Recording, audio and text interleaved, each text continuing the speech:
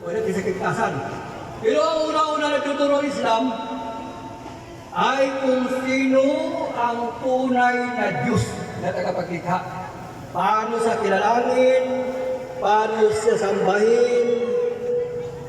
Yun ang turo ng Islam para maging katanggap-tanggap ang ating paniniwala, pananampalataya at maligtas tayo. So una-una, sa Islam ay tatawag na akida.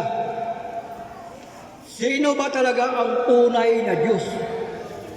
Sino ba talaga? Paano ba sa kilalanin, tawagin, sambahin? Ang tao ay mayroon limitasyon ang kanyang kaalaman pagdating sa tinatawag na Diyos o tagapaglikha. Dahil ang tao ay nilikha siya sa tatlong uri. Mula sa alabok, si Adam, at tayo mula sa tubig, sperm cell at saka egg cell, at ang pangatlo kay Jesucristo na anak ni Maria, na nilikha siya na walang tatay, may nanay. Kaya kung titin natin, yung tao, wala siyang kaalam-alam pagdating sa naglikha sa kanya. Kaya sa Islam, ang naglikha mismo, siya yung nagpahayag sa kanyang tagapaglikha sa pamagitan ng tinatawag na propeta at sugo. Yung mga tunay na propeta at sugo. Kung sino siya, paano sa kilalan, paano siya sambahin. Gaya nila ni, yung malaki, ni Noe, Moses, Ibrahim, David, Jesus Christ, at yung huling sugo na si Propeta Muhammad sallallahu alaihi wasallam.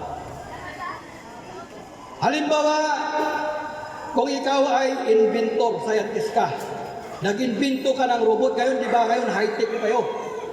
High-tech tayo, yung mga ibang basa kayo, robot. Ha? Ang robot ngayon, nagsalita na, yung mga AI, ito ba? Ang AI, mga bago ngayon yan na mga teknolohiya, dapat ang mga robot, ano mga uri na gadget, nagsasalita na. Ha? May mga program tawag yan. So, ibig sabihin, pag ikaw ay lumikha ng robot, hindi pwede sabihin ng robot na pangalan mo Juan. Kundi ikaw ang naglikha mismo ng robot siya.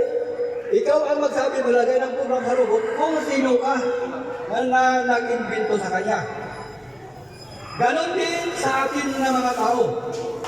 Hindi pwede na ang tao magbigay ng pangalan ng Diyos na ito ang pangalan mo. O ito ang pangalan mo.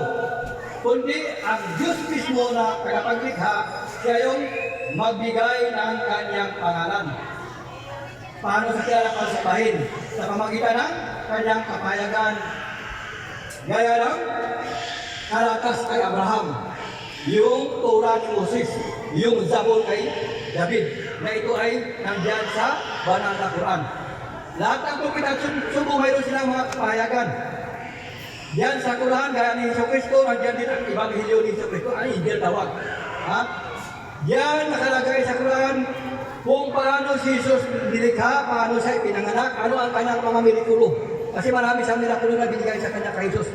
Bilang magpatunay sa kanya na siya ay tunay na isinugo sa mga na walang tupa sa bayan ng Israel.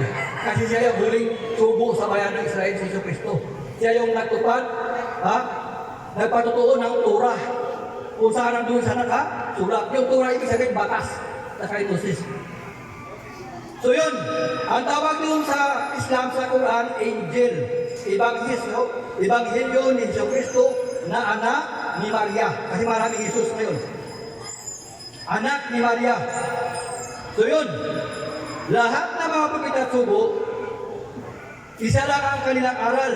Mamaya mayroon kaming question answer, mayroon kaming bibigay ng mga pangmirinda. Para sa makasagot, sa question answer namin, mayroon kaming ibigay na pangmirinda. Ito yung Islam. Biyaya. Hindi ibig sabihin na